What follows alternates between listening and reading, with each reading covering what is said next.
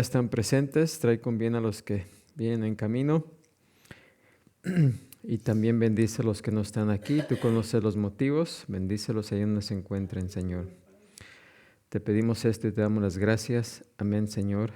Amén. Pueden ocupar su lugar. Vamos a continuar con el estudio que hemos estado llevando por algunas 2 semanas ya en este pasaje de interdependencia, no dependencia, en 1 Corintios 12, y el pasaje está en los versículos 20 al 31, el cual los invito a que leamos para que los tengamos nuevamente en nuestras mentes. Vamos a leerlos, pero dice, pero ahora son muchos los miembros, pero el cuerpo es uno solo.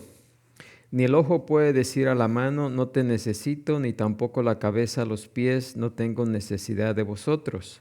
Antes bien los miembros del cuerpo que parecen más débiles son los más necesarios, y aquellos del cuerpo que nos parecen menos dignos, a estos vestimos más dignamente, y los que nosotros son menos decorosos se tratan con más decoro. Porque los que nosotros son más decorosos no tienen necesidad, pero Dios ordenó el cuerpo, dando más abundante honor al que le faltaba, para que no haya desaveniencia en el cuerpo, sino que los miembros todos se preocupen los unos por los otros.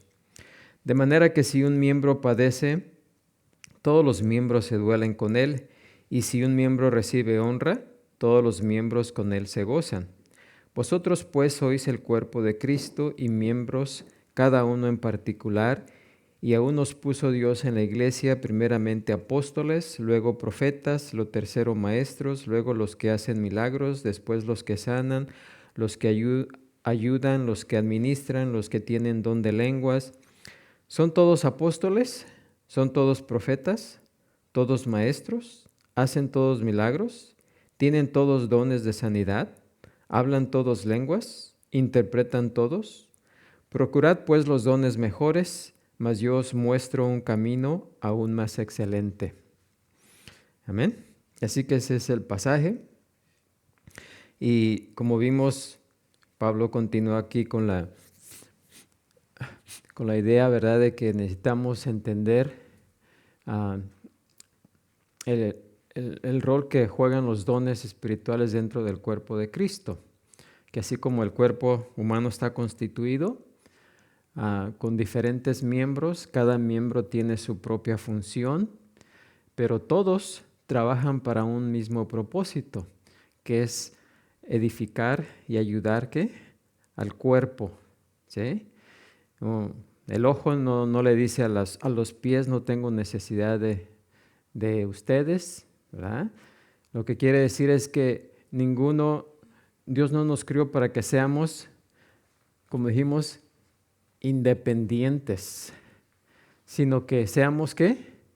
Dependientes, no solamente de Dios, porque somos dependientes de Dios, sino que nosotros también debemos depender los unos de los otros, así como los miembros de nuestro cuerpo dependen los unos de los otros, ¿sí? Debe haber una interdependencia, ¿sí? Una ayuda entre cada miembro, y que cada miembro entienda su función, que el ojo no quiera ser oído, que el oído no quiera ser boca, ¿sí? O sea, es clara la ilustración que el apóstol Pablo nos da, porque Dios nos ha dado un don a cada uno. Así que, ¿por qué debemos de anhelar el don de alguien más? ¿Sí? Sino que entendamos que el don que Dios nos ha dado, Él sabe por qué nos lo ha dado, ¿sí? Y ese don es para ayudar a los demás, y que no estemos buscando, y vamos a hablar un poquito acerca de buscar, ¿verdad? Pero que no estemos buscando como estaban haciendo los corintios, ¿sí? Todos querían hablar en lenguas, todos querían profetizar,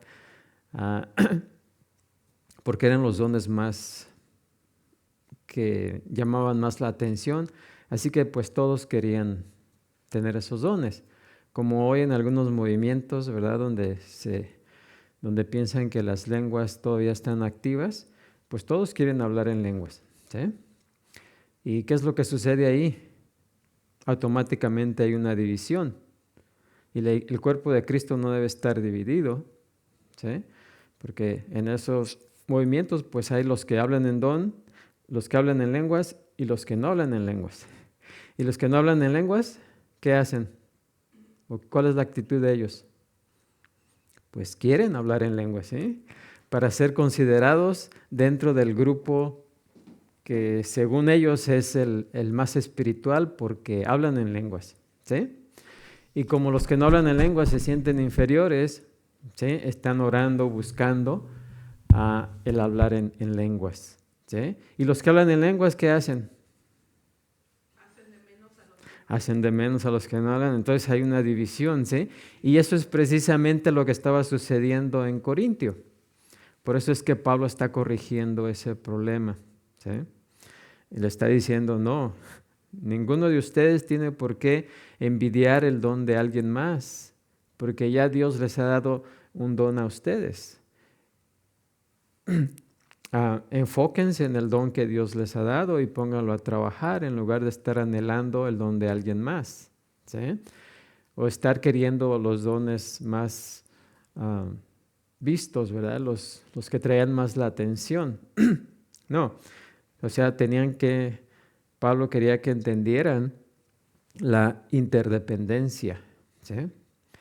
Y también que no fueran independientes, porque los que hablaban en lenguas y los que tenían los dones más atrayentes, pues decían no los necesitamos, ¿sí?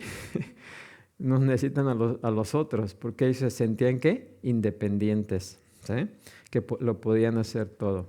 Así que, pues eso es lo que hemos cubierto hasta ahora. ¿Alguien tiene alguna pregunta hasta ahí? Sí, yo he tenido amigos que creen, pues, que si tú tienes un don más visto es porque eres más espiritual. Y dicen como, oh, yo quiero como llegar a ese nivel. Dicen como, porque Dios ahorita, si yo soy fiel con lo poco que me ha dado, luego me va a dar los dones más mejores, más grandes. ¿Qué se puede decir acerca de eso? Bueno, es precisamente lo que estamos viendo aquí, ¿sí? Nadie en el cuerpo de Cristo es superior a nadie, ¿sí?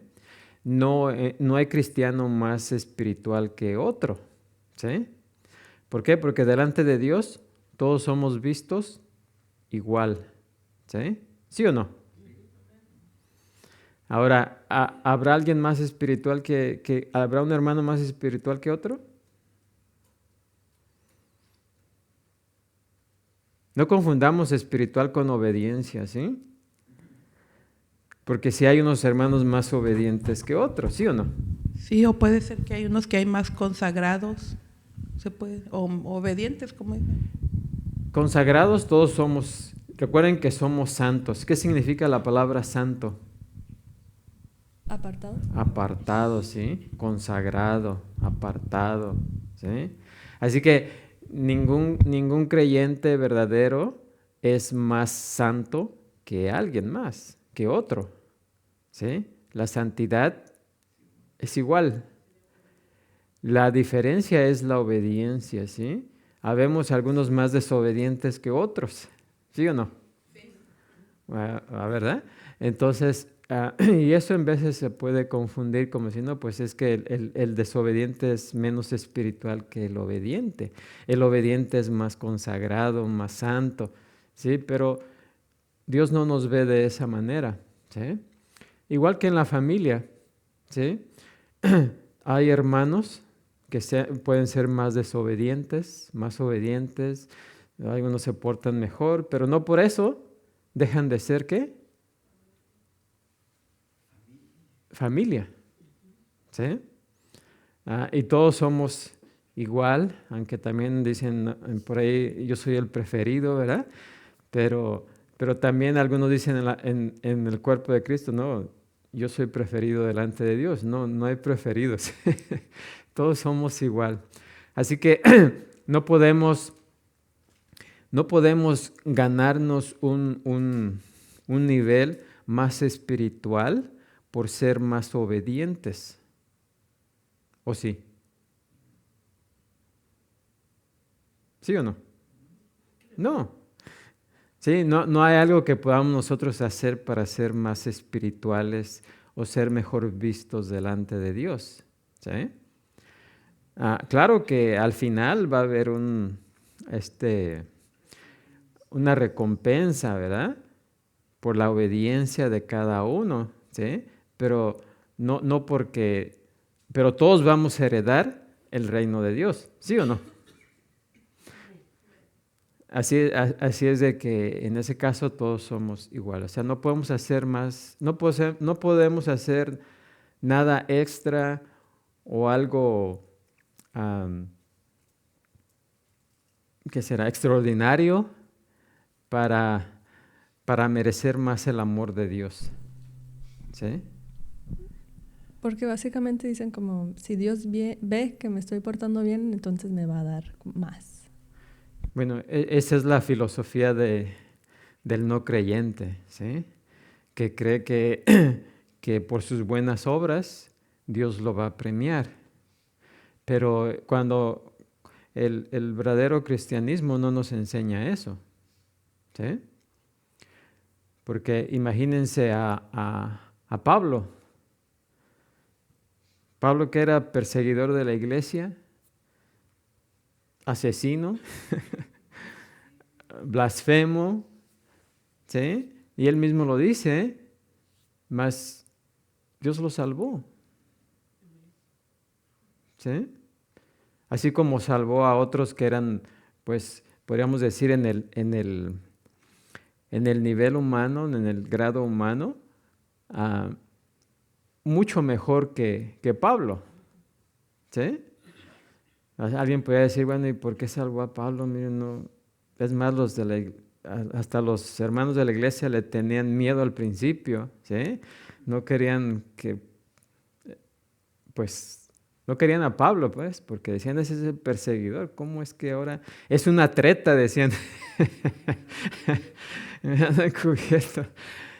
Pero Dios lo salvó. No lo salvó por sus méritos, ¿sí? Porque ¿qué méritos tenía Pablo? No, lo salvó por su misericordia, por su gracia y misericordia. Y es precisamente la salvación que ofrece Dios, por gracia y misericordia. ¿Sí? No por méritos. Así que esa es la filosofía de los que no conocen al verdadero Dios. ¿Sí? Y pues es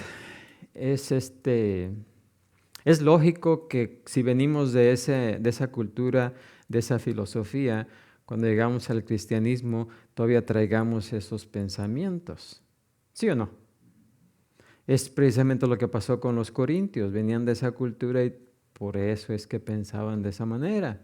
Así que por eso, y eso queda muy arraigado. Imagínense alguien que ha vivido en esa cultura creyendo esa filosofía por 30, 40 años, no se las va a quitar de la noche a la mañana, ¿sí? Va a ser un proceso de seguir pensando de esa manera. ¿Amén? ¿Alguien más? Bueno, si no hay más preguntas, también la última vez hicieron la pregunta acerca de que si talento y el don espiritual eran lo mismo. Y aclaramos, ¿verdad?, que un talento no es lo mismo que un don espiritual. Un talento es una ¿qué? Habilidad humana, pero los dones espirituales Dios no los da a los no redimidos. Los da a los que son parte del cuerpo que es su iglesia, ¿sí?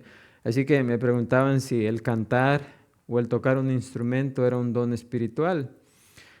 Bueno, dijimos, ¿verdad? Dije que aquí no vemos entre los dones que se mencione un don de esos, ¿verdad?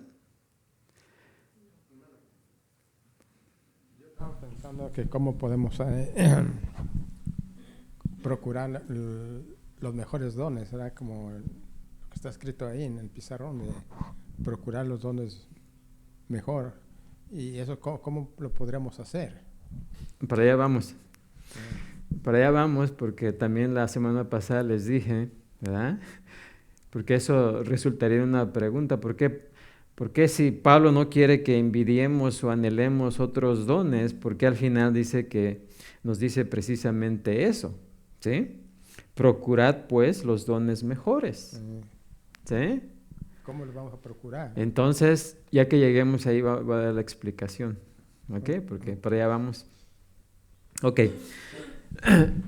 Entonces, un talento es una habilidad humana. El don de cantar, como a veces le dicen algunos, pues es una habilidad humana, ¿sí? Porque hay muchos que en el mundo que tienen voces preciosas, ¿sí? Pero ese no es un don espiritual.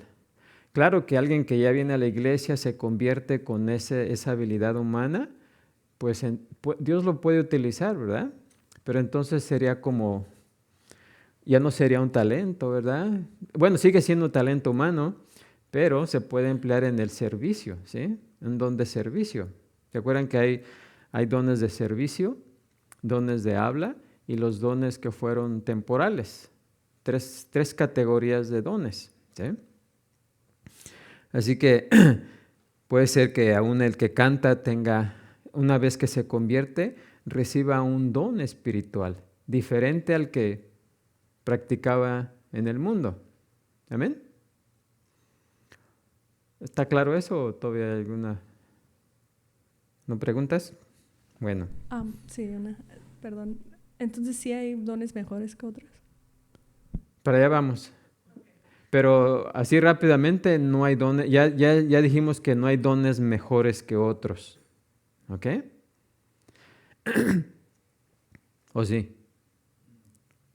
Bueno, no, pero ahorita vamos a ver qué es lo que quiso decir, qué es lo que, cómo podemos explicar el verso 31 de este pasaje. ¿Sí? Así que ya que lleguemos ahí vamos a dar una explicación de por qué Pablo dijo eso, que procuremos los mejores dones. Y si no hay mejores dones, ¿por qué Pablo nos dice eso? ¿Amén? Bueno, lo que vamos a ver enseguida, los versículos 28 al 30, dicen, y aún nos puso Dios en la iglesia, primeramente apóstoles, luego profetas, lo tercero maestros, luego los que hacen milagros, después los que sanan, los que ayudan, los que administran, los que tienen don de lenguas.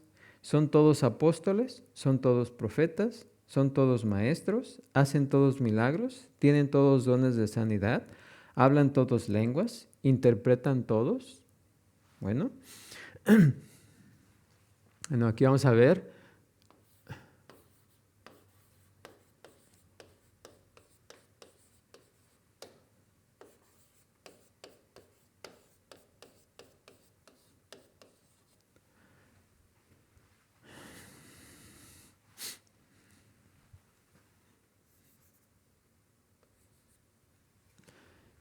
Recuerden que Dios provee a su iglesia y con lo que Él provee es perfecto, ¿sí?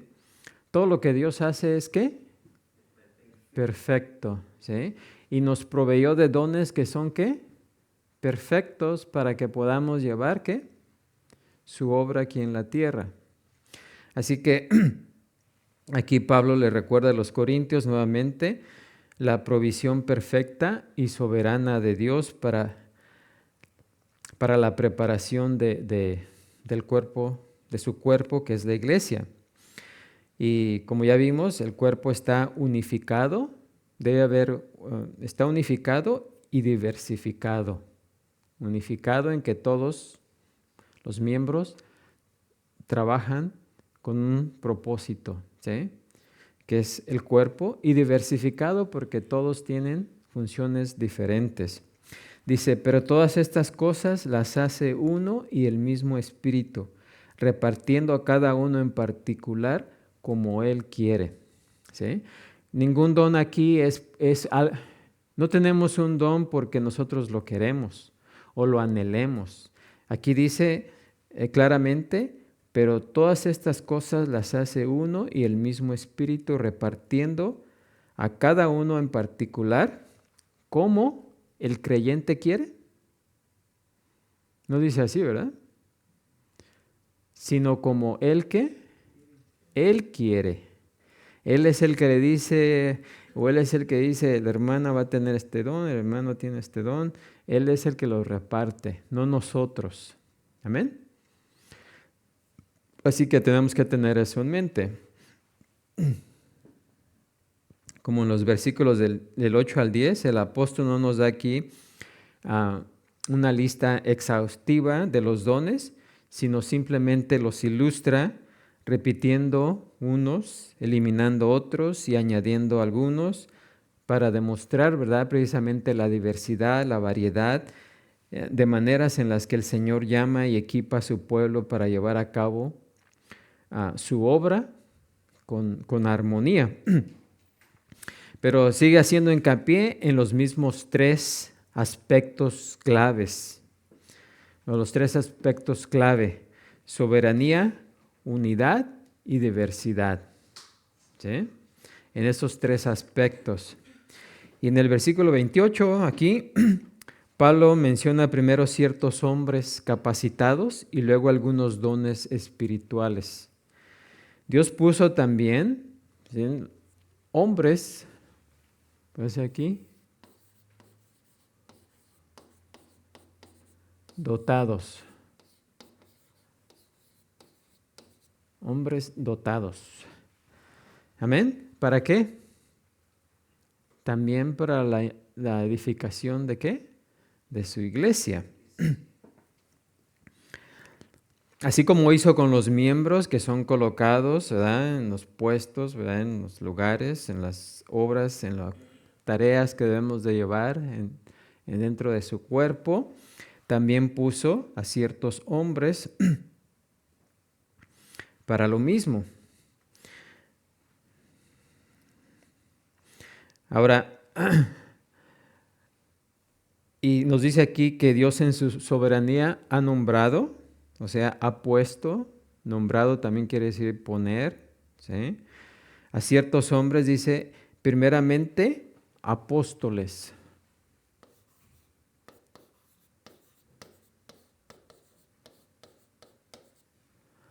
Apóstoles. Luego, profetas.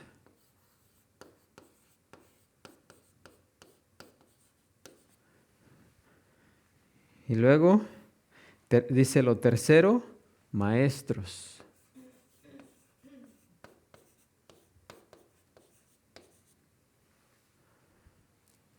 ¿Ok? Y los otros son evangelistas,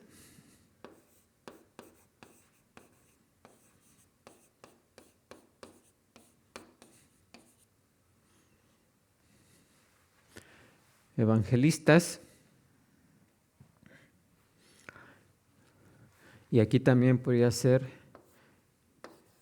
pastor,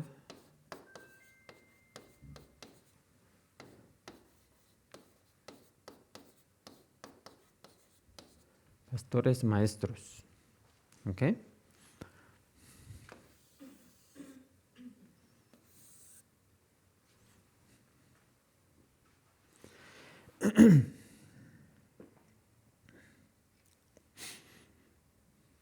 Ahora, los apóstoles y profetas tenían un propósito, porque todo lo que Dios hace, lo hace con un propósito. Y si nombra a ciertos hombres dentro de su cuerpo, que es la iglesia, los pone como apóstoles y profetas, pues tienen un propósito. ¿Cuál es el propósito o cuál fue el propósito de los apóstoles y profetas? Bueno, recuerden que Apóstoles y profetas fueron dados a la iglesia al comienzo de la iglesia. ¿Sí? Tenían el propósito de ¿qué? Echar los cimientos. ¿Sí? Ellos fueron los que pusieron los cimientos de la doctrina de la iglesia, como nos dice Efesios 2:20. ¿Qué dice Efesios 2:20? ¿Qué dice ahí? Edificados sobre el fundamento de ¿qué? Apóstoles y profetas. Así que Dios utilizó a estos hombres para poner ¿qué?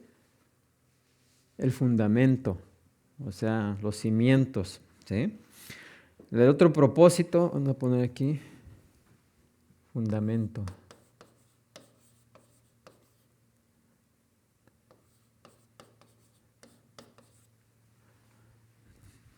Okay. En segundo lugar, recibir y declarar la revelación de la palabra de Dios. ¿Sí? Vamos aquí, dar a conocer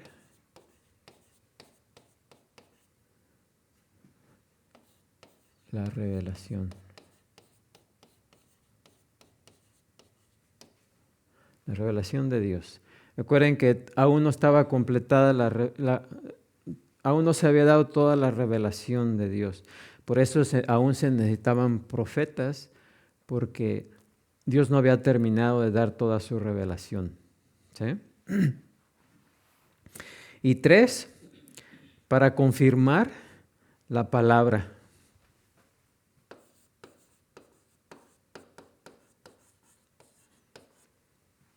¿Sí? Así que ellos pusieron el fundamento, dieron a conocer la revelación que aún no había sido dada por Dios, y para confirmar la revelación, para confirmar la palabra de Dios con señales, ¿sí? Milagros y prodigios.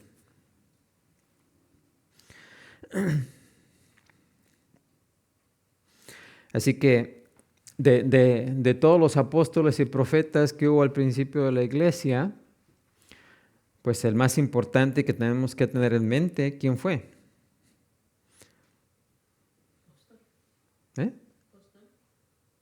¿Quién? Sí. Recuerden que el más importante de ellos fue ¿quién? Jesús mismo. ¿Sí? Jesús mismo. Porque Jesús también fue y es, ¿verdad? Como nos dice Hebreos 3:1, ¿qué dice ahí? Por tanto, hermanos santos, partícipes del llamamiento celestial, considerad al apóstol y sumo sacerdote de nuestra profesión. ¿Y quién es? Cristo Jesús. O sea que el apóstol mayor es Cristo Jesús. Y también el profeta mayor. ¿Amén? Ahora, ¿qué significa la palabra apóstol? Esa palabra viene de apóstolos. Apóstoles. Y sencillamente significa enviado a una misión. ¿Sí? Es lo que significa apóstol, enviado. Ya no cabe. Enviado a una misión. Esa sería la traducción de apóstol.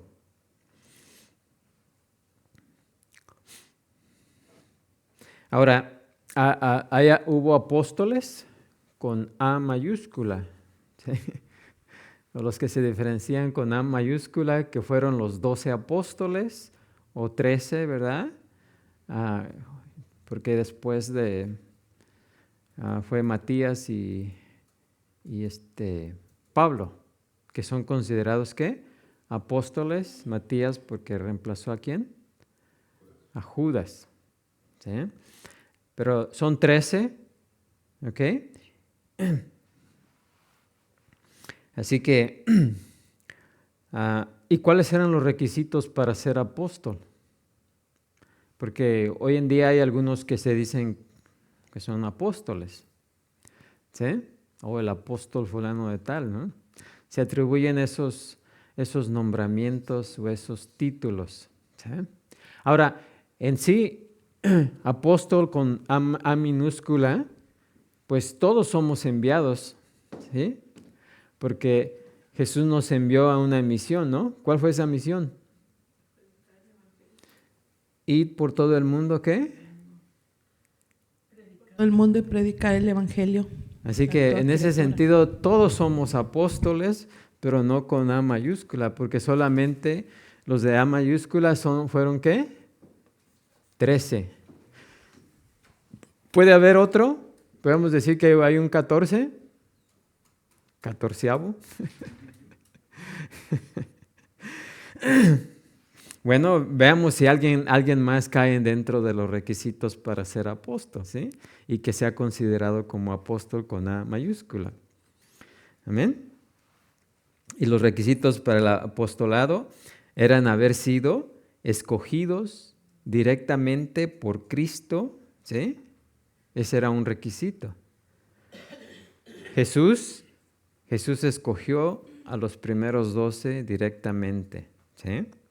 Y haber visto al Cristo, el segundo requisito es haber visto al Cristo resucitado, lo cual todos los primeros 12, inclusive Matías, vieron a Jesús ¿qué? Resucitado, ¿sí? El último, que es el apóstol Pablo, también fue escogido directamente ¿por quién? Jesús. Sí, Jesús le dio el mandato directamente a Pablo, así que Pablo, y se le presentó resucitado, o sea que Pablo vio a Jesús ¿qué? Resucitado. Y esos dos requisitos, pues, califican al apóstol Pablo como apóstol con A mayúscula. Pero digamos hoy que alguien quiera decir, bueno, no es que quieran decir, lo dicen, ¿eh? Que son apóstoles. ¿Tienen esos requisitos? Bueno, algunos pueden decir, yo fui llamado directamente. Oh, sí, Dios me habló a mí y me dijo, ¿sí? ¿Y cómo podemos comprobar eso? ¿Sí?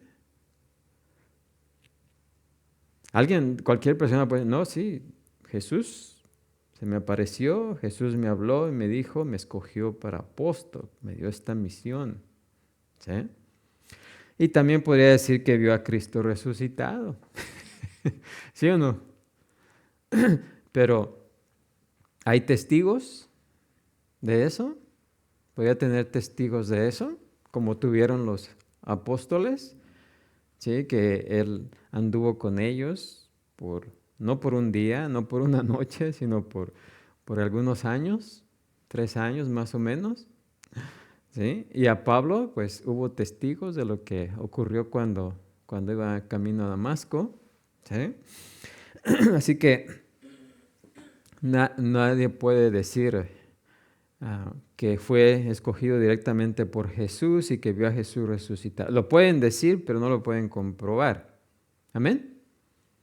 Así que ya no, por esa razón, ya no puede haber apóstoles con ¿qué? Y además, ¿saben qué? ¿Para qué los querríamos?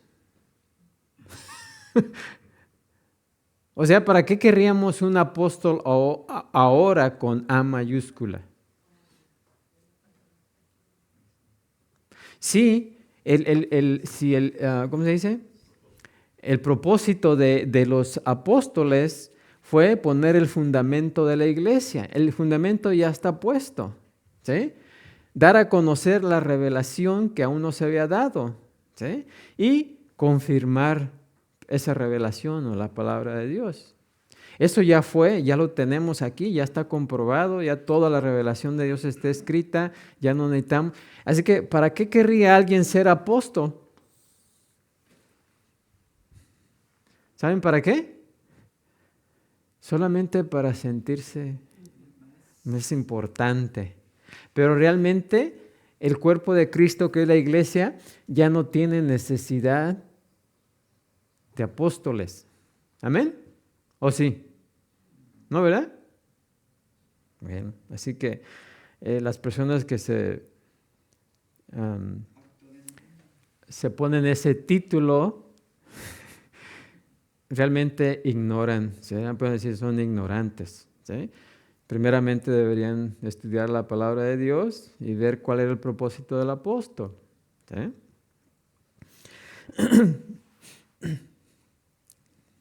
Así que no es posible que algunos, bueno, es posible que se lo pongan, pero no es posible que haya más apóstoles. Ya no se necesitan. Amén. Con A minúscula,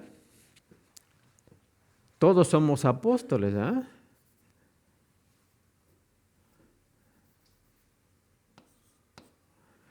Porque todos se nos ha dado una misión. Y también en aquel tiempo, algunos se referían a ciertos hombres en la iglesia naciente como apóstoles, por ejemplo, a Bernabé, ¿sí? Esto lo podemos ver en Hechos 14:4, a Silas, Timoteo, ¿verdad? También vemos que se les mencionó como apóstoles, ¿verdad? Pero no como los 13 apóstoles, ¿sí? Y también hubo falsos apóstoles, como va a seguir habiendo, ¿sí?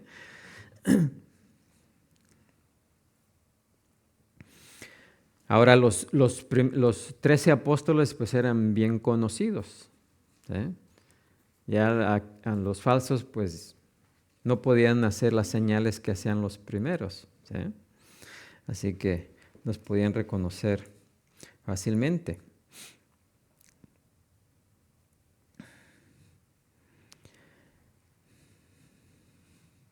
Ahora, los primeros apóstoles con A mayúscula fueron autenticados precisamente con señales, prodigios y milagros, como nos dice en el versículo 12 del capítulo 12 de Segunda de Corintios, ¿verdad?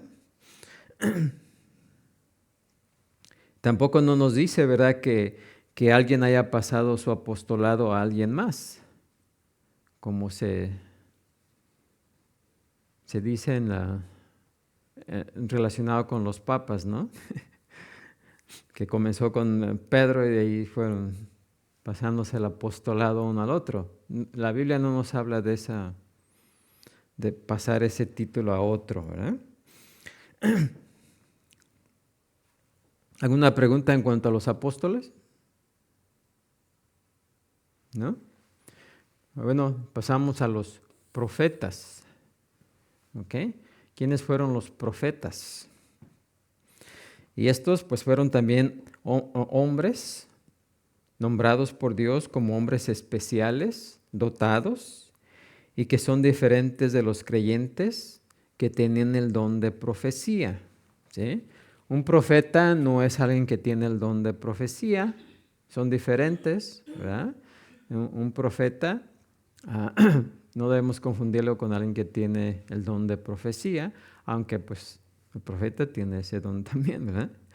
Profeta, esa profecía. No todos los creyentes podían ser llamados profetas, ¿verdad? Y parece que la tarea de profeta era para trabajar dentro de la congregación local, ahora que la iglesia había sido establecida, mientras que la del apostolado era un ministerio mucho más amplio, ¿sí? Como queda implícito en la palabra apóstolos, uno enviado a una misión, pero el profeta era la persona que se quedaba Sí, Pablo es considerado apóstol y profeta, porque él iba en la misión de llevar el evangelio a lugares donde no se había predicado el evangelio, ¿sí? Era, como lo deben decir hoy en día, misionero. La tarea de misionero, de ir y establecer una iglesia, ¿sí? Pero después que Pablo establecía una iglesia, dentro de los miembros de ahí, alguien era nombrado como profeta, ¿sí? Pablo, claro, lo reconocía, pero no era porque Pablo lo pusiera, sino porque Dios lo ponía. Amén.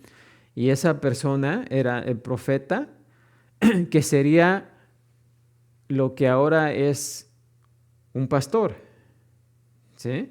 Porque el profeta tenía la tarea de edificar, de enseñar a la iglesia, ¿sí? De alimentar a la iglesia. Pero como todavía la escritura no había sido completada, este profeta todavía podía recibir ¿qué? Revelación de Dios directamente. Amén. Entonces por eso se le dice profeta, ¿sí?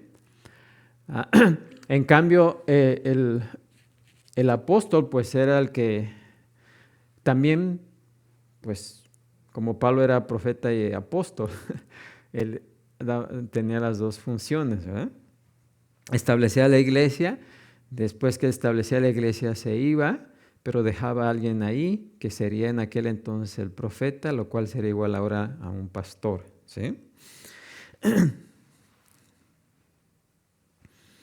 Por ejemplo, a Pablo se le menciona como profeta cuando ministró en la iglesia local de Antioquía, en Hechos 13:1.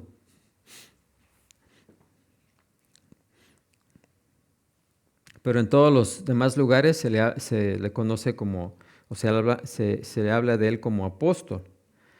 Así que los profetas comunicaban a veces revelación de Dios, como nos dice en Hechos 11:21 al 28, y otras veces simplemente explicaban la revelación que ya había sido dada, ¿sí? Que es precisamente lo que debe de hacer un pastor, ¿sí? No decir que recibió revelación nueva, sino explicar lo que ya ha sido dado. Amén. Y siempre hablaban en nombre de Dios, pero no siempre daban un nuevo mensaje revelado por Dios, ¿sí? Los profetas eran los segundos en la lista, luego de los apóstoles, y su mensaje tenía que ser examinado, ¿sí?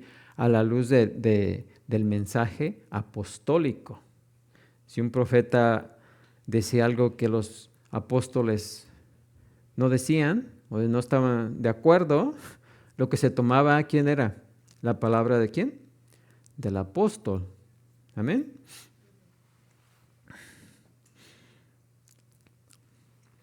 Y el mensaje apostólico pues era un mensaje más general, ¿sí? Y más doctrinal, mientras que el de los profetas era más personal y práctico, ¿sí?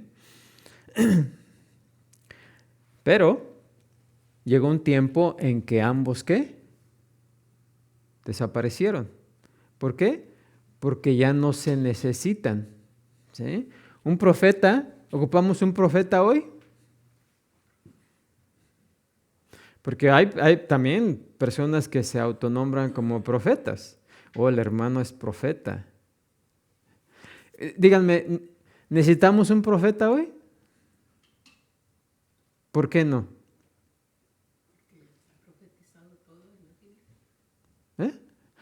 Pues sí, perfecto. Ya no necesitamos profecía, bueno, nueva profecía, porque toda la profecía de Dios ha sido ¿qué? Revelada, escrita. La tenemos escrita. Así que ¿para qué necesitamos un profeta? Lo que necesitamos es leer la escritura, ¿sí? Así que aquel que se autonombra como profeta, pues también debería entender el propósito por el cual Dios puso profetas al empezar la iglesia. Ya no se necesitan. Lo que se necesita ahora son ¿qué? Maestros, pastores maestros y ¿qué? Evangelistas. ¿Sí? ¿Por qué? Porque una vez que los cimientos fueron echados, una vez que terminó la profecía, la obra de los apóstoles y los profetas, ¿qué?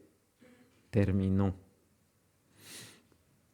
Ahora, la obra de interpretar y proclamar la palabra, ahora escrita, quedó en las manos de evangelistas, pastores maestros y maestros. ¿Sí? Eso es lo que se ocupa hoy. Así que, en resumen, el propósito de los apóstoles y profetas fue de equipar a la iglesia con la doctrina correcta, el fundamento, y el propósito de los evangelistas pastores maestros y maestros es el de equipar a la iglesia con un ministerio ¿qué? Eficaz. ¿Sí? Y esos ministerios pues aparecen en 1 de Corintios, ¿verdad? Aquí en este libro, sin distinciones cronológicas o referencias a duración, porque en aquel tiempo todos estaban ¿qué? Funcionando. En el tiempo que Pablo escribió esta carta, los apóstoles y profetas todavía estaban ¿qué? Activos. La carta de los Corintios, la primera carta a los Corintios, fue escrita aún antes de los evangelios, así que imagínense, todavía estaban activos los dones y también estos hombres dotados.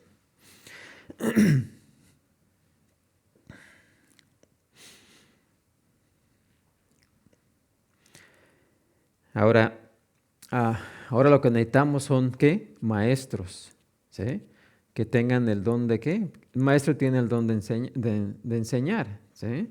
Y un pastor pues debe tener el don de ¿qué? De enseñar también, ¿sí? De ser maestro. Pero tenemos maestros que no son pastores, ¿eh? Y el pastor pues debe ser ¿qué? Maestro, debe de enseñar.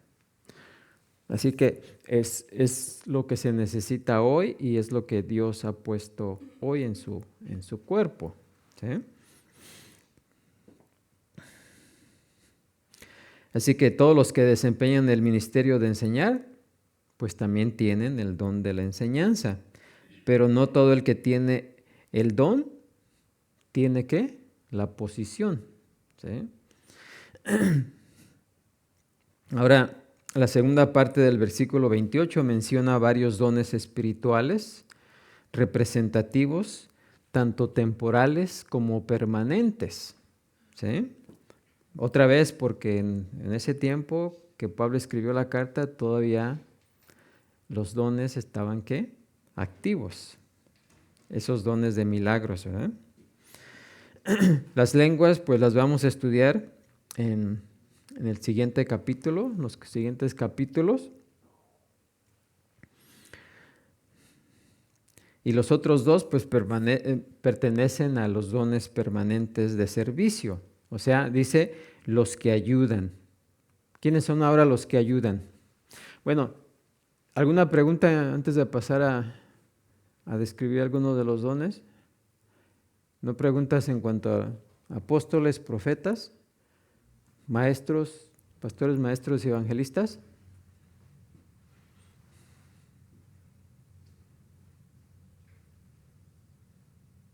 ¿Quedó claro? Bueno.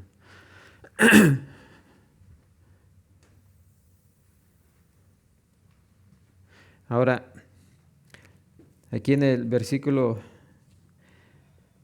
la segunda parte del versículo 28 dice, lo primero decía, y aún nos puso Dios en la iglesia, primeramente apóstoles, luego profetas, lo tercero, maestros.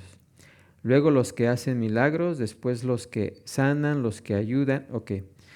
Los que hacen milagros y los que sanan, ¿verdad? Dijimos que esos son dones, eran dones temporales, pero más adelante Pablo nos da una explicación más profunda de eso. Pero los que ayudan, sí cae dentro del don, los que ayudan.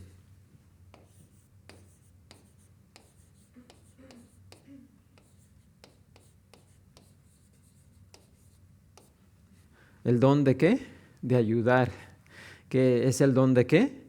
También de servicio, que nos menciona Pablo en Romanos. Que es el don de sentido, es un don muy amplio, el de ayudar a otros día a día, de muchas maneras, ¿sí? Y que muchas veces pues aún pasan desapercibidos. Pero todo el que hace una tarea dentro de la iglesia, pues estaba ejerciendo su don de ¿qué? Ayuda o de servicio. ¿Sí? Así que este don de ayuda pues es el mismo don que nos menciona Pablo en Romanos 12:7, aunque en Romanos se usa otra palabra diferente, pero los que ayudan es una palabra especialmente bella que significa, ya hablamos en Romanos, ¿verdad? El significado de la palabra ayudan es quitar la carga de alguien que lleva encima y cargarla uno mismo. Eso es lo que la palabra significa en el original, ¿sí? Y ese don, sin duda alguna, es uno de los más ampliamente distribuidos, ¿verdad? Y es un don muy importante para apoyar a los que ministran y a los que ministran otros dones también, ¿sí? Así que es amplia y es muy variada la distribución de ese don, ¿sí? Pablo usó el mismo término en sus palabras finales a los ancianos de Éfeso cuando se encontró con ellos en Mileto, allá en Hechos 20:32. Si pueden leer conmigo, dice: en todo os he enseñado que trabajando así se debe ayudar a los necesitados y recordar las palabras del Señor Jesús que dijo: más bienaventurado es dar que recibir, ¿sí?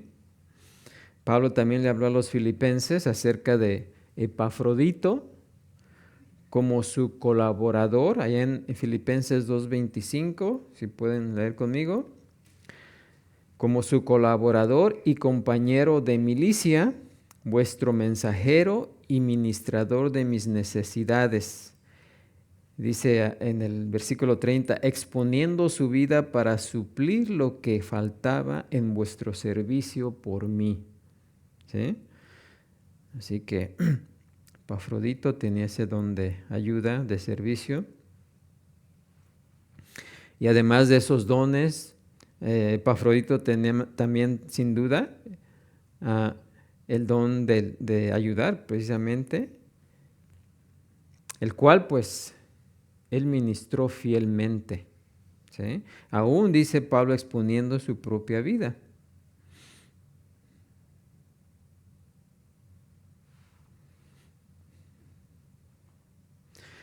Ahora, el don de ayudar muchas veces, bueno, pasa desapercibido, ¿verdad?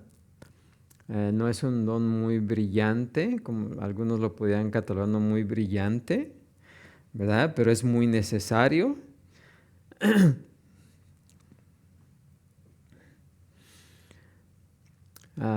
Porque la mayoría de las personas o los hermanos que ayudan, pues siempre están detrás de otros, ¿sí? Ayudando fielmente a otros, ¿sí? Pero aunque no sea muy brillante o aunque no lo podamos ver como muy brillante, es un don de Dios, ¿sí? Y su fiel cumplimiento es muy valorado por el Señor, ¿sí? Y por todo dirigente, ¿sí? Que conoce el valor de las personas que trabajan ayudando, ¿sí? O detrás de las cortinas, ¿verdad? Luego nos menciona el don de los que administran. ¿Alguna pregunta en este?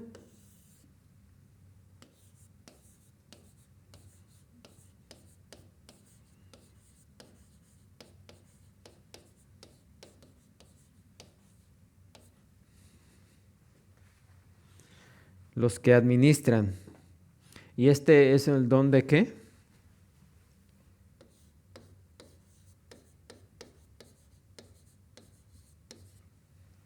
Liderazgo, ¿sí? Uno que administra, liderea, ¿verdad?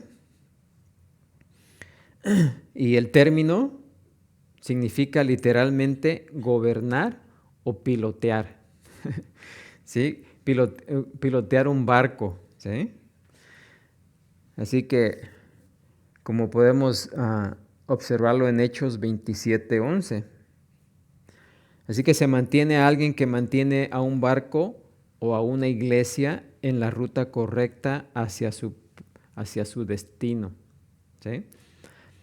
En la versión griega del Antiguo Testamento se usa el término varias veces en cada caso en relación con sabiduría. En Proverbios 12:5 se traduce como consejos, y en Ezequiel 27:8 a los sabios se los compara con pilotos. ¿Sí? Y por eso se usa la nueva palabra. Así que los que administran están en el liderazgo, son los dirigentes. ¿Sí? ¿Alguna pregunta ahí? Luego sigue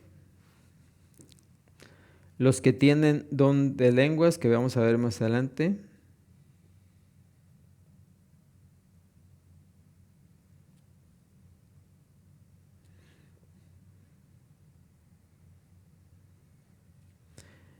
El don de palabra de sabiduría, como vimos en el versículo 8. ¿Quiénes son los de palabra de sabiduría?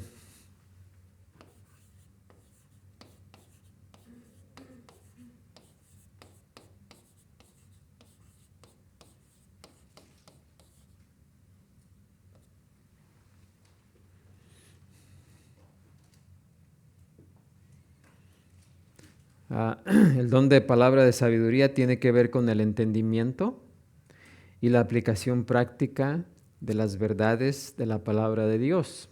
¿Sí? Palabra de sabiduría es el que comprende la palabra de Dios y sabe aplicarla, llevarla, podríamos decir, de lo escrito a la aplicación. ¿Sí? Porque una cosa es conocer la palabra y otra cosa es saberla aplicar. Amén.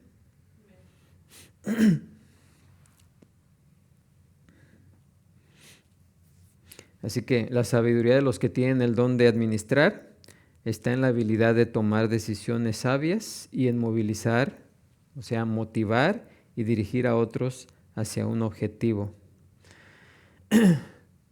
El pastor pues tiene a menudo el don de administración, que es una habilidad necesaria para dirigir la iglesia, ¿verdad? Como podemos ver en 1 Timoteo 5:17, como el piloto del barco, aunque el pastor no es el propietario, sino el ¿qué? Administrador, ¿sí? El administrador, el mayordomo, porque la iglesia pertenece ¿a quién? A Cristo, ¿verdad? La iglesia pertenece al Señor Jesucristo, pero el que tiene el don de administración es el mayordomo, ¿sí? Ahora, tampoco ese don no está limitado solamente a los pastores, ¿verdad? Porque hay muchos que liderean diferentes grupos y de muchas maneras, dirigen grupos de diferentes maneras. Ahora, los corintios tenían ese don. Pablo les dijo, nada les falta. Nada les falta en ningún ¿qué? Don. ¿Sí? Aún la iglesia en Corinto tenía todos los dones, pero el problema de ellos es que no lo estaban utilizando, y los que lo estaban utilizando, los estaban utilizando mal. ¿Sí?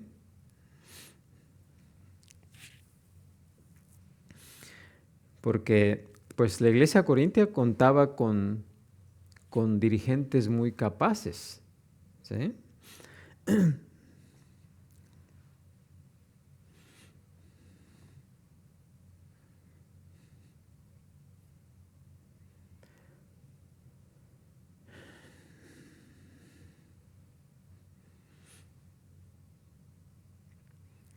¿Alguna pregunta hasta ahí?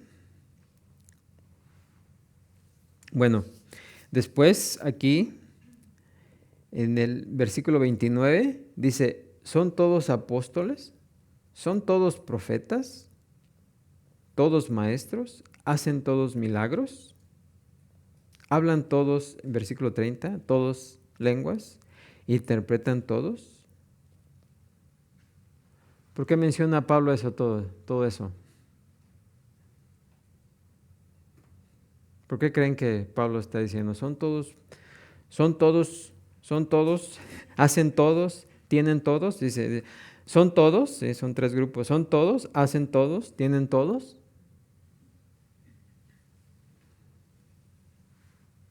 Precisamente para recalcar que debe de haber, ¿qué? Diversidad. ¿Sí? Dios no puso a todos que fueran, ¿qué?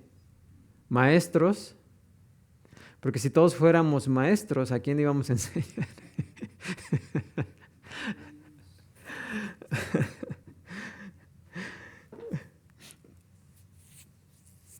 Así que tenemos que entender nuevamente, con esto está dando el apóstol Pablo a entender que Dios fue el que, Jesucristo distribuyó por medio del Espíritu de Dios los dones, ¿sí? Como Él quiso, como Él quiere, dice, a cada uno, ¿sí? Y el que Él quiso a cada uno, no el que nosotros querramos, sino el que Él quiso darnos, ¿sí? Y que tenemos que entender que hay diversidad, pero todos debemos, ¿qué? Trabajar unidamente. Amén. Así que Dios no quiere que todos tengan el mismo don, y Él no quiere que todos tengan dones que se vean y sean notorios. Así que Él distribuye los ministerios y los dones conforme a su propósito soberano, como Él quiere. Y nuestra responsabilidad es aceptar con gratitud, ¿sí?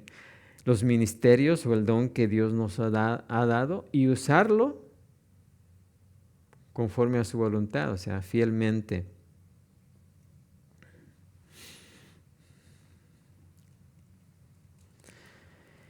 ¿Y cuál debe ser la respuesta?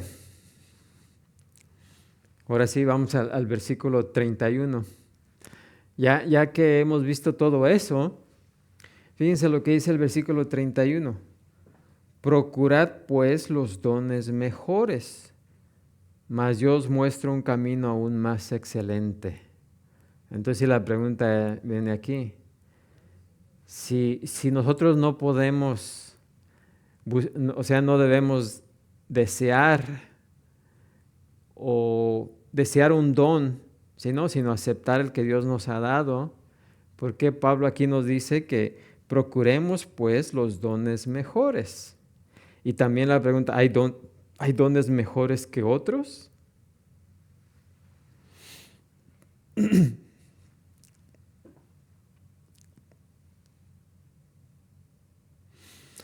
Bueno, ¿hay mejores dones que otros? No, ¿verdad? Esto ya quedó claro, que el valor e importancia de los dones no está en su prominencia o en su apelación, ¿sí? La apelación de la naturaleza humana, o sea, el hecho de que a alguien le guste más unos que otros, ¿sí? Pero la palabra procurad, que viene de una palabra zelo, se llama.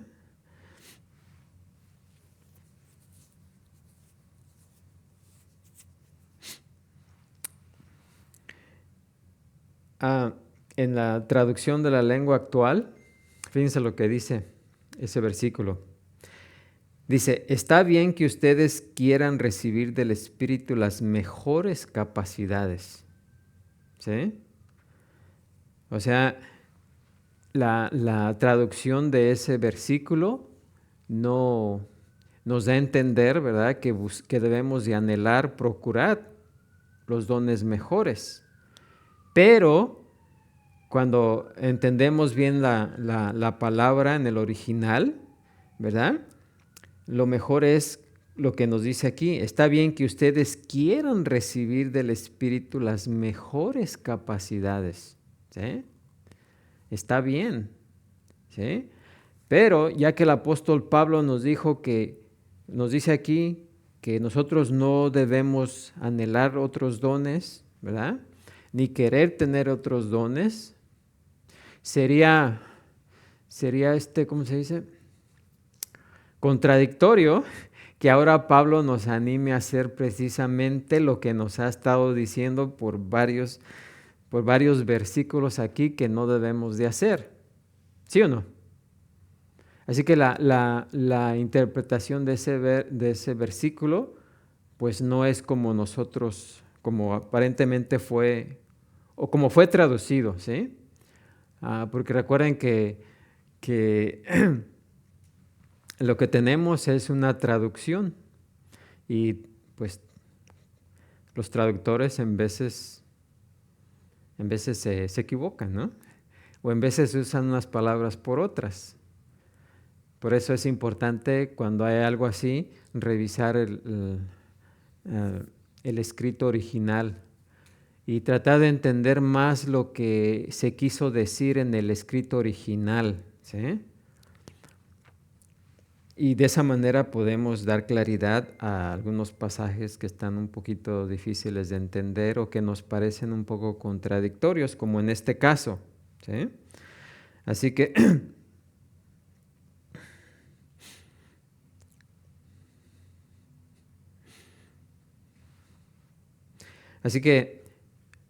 ¿se contesta la pregunta?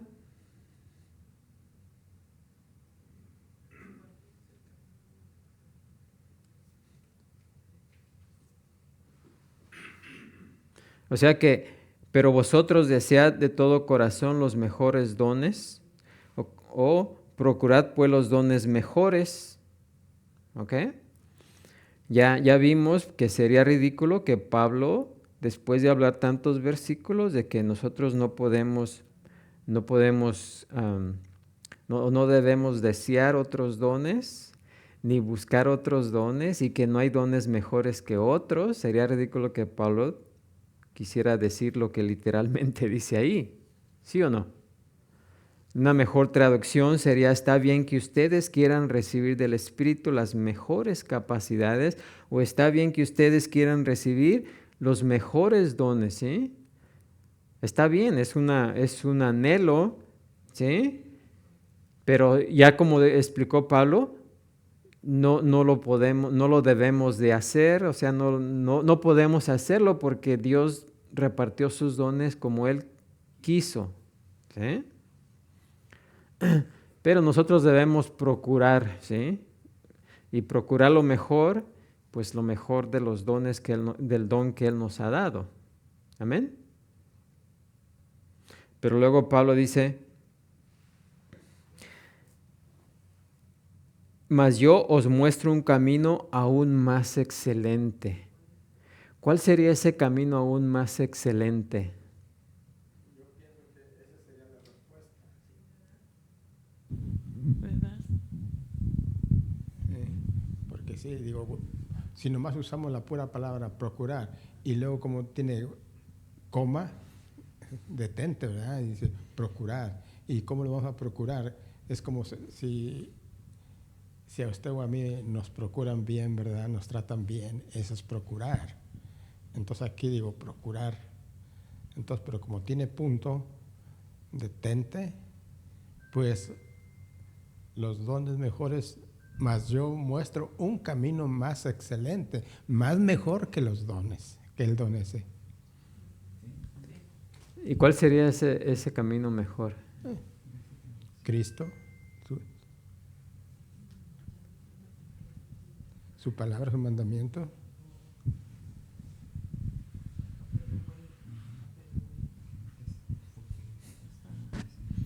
Ahora, Pablo quería, fíjense, que los corintios terminaran con la búsqueda de los dones, ¿sí? En su propósito, porque ellos procuraban los dones más que sobresalientes, ¿sí?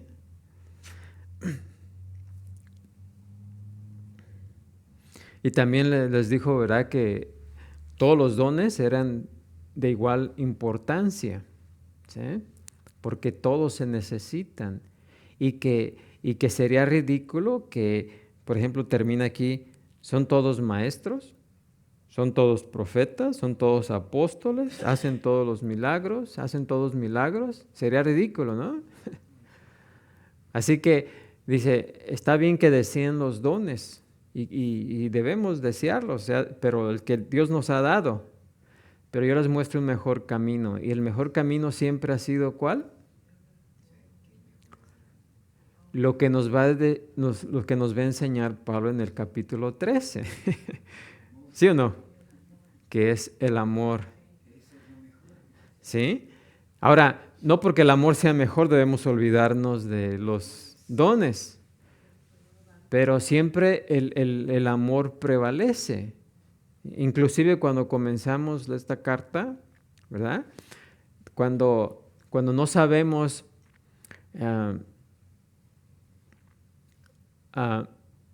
cuando no sabemos si lo que estamos haciendo sea algo correcto, porque la palabra de Dios ni lo prohíbe, ni nos dice que lo hagamos.